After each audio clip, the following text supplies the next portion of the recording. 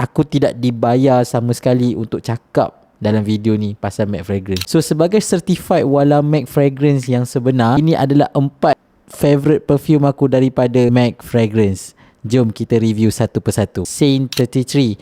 Yang ini adalah dupe kepada Santal 33 Le Labo. Perfume ni aku boleh katakan perfume yang almost everyday aku akan pakai sebagai base layer. Skin scent dia sangat-sangat best gila. Bau sandalwood, but at the same time dia ada macam bau hint of sabun yang mahal tau. Dia tak terlampau strong, but bila aku asyik bau dekat skin aku kan, perfume tu sangat-sangat best gila-gila.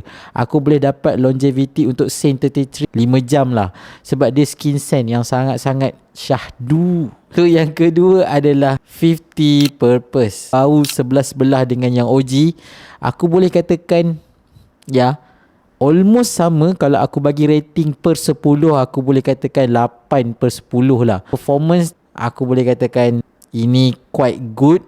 Cara experience personal aku, perfume ni boleh bertahan sepanjang 7 jam without any reapplying back. Next, yang aku boleh katakan almost juga the same dupe kepada Amouage Existence. Existence daripada MAC Fragrance ni, kalau yang OG Amouage Existence, kau akan dapat bau macam bau yang sejuk, bau sabun incense macam tu lah. Untuk yang Existence daripada MAC Fragrance ni, aku dapat dia macam bau warm sikit. Aku rasa Existence daripada MAC Fragrance ni sangat sesuai layerkan dengan Saint 33 by MAC Fragrance ni juga. Kedua-dua ni sangat-sangat perform lah. Untuk Existence ni aku boleh katakan boleh dapat around lebih daripada 8 jam juga. Alah, aku tak tahu kenapa 50 Purpose tu kurang daripada Existence. I'm expecting 50 Purpose tu lebih wow lagi tau sebenarnya. Perfume yang terakhir yang aku nak review daripada MAC Fragrance ni, bagi aku quite impressed jugalah sebenarnya. Perfume yang OG dia aku memang sangat-sangat minat gila-gila, tapi malangnya terlampau mahal untuk aku repurchase balik ataupun aku refill balik lah. Inilah dia perfume daripada MAC Fragrance, iaitu MAC Infinite.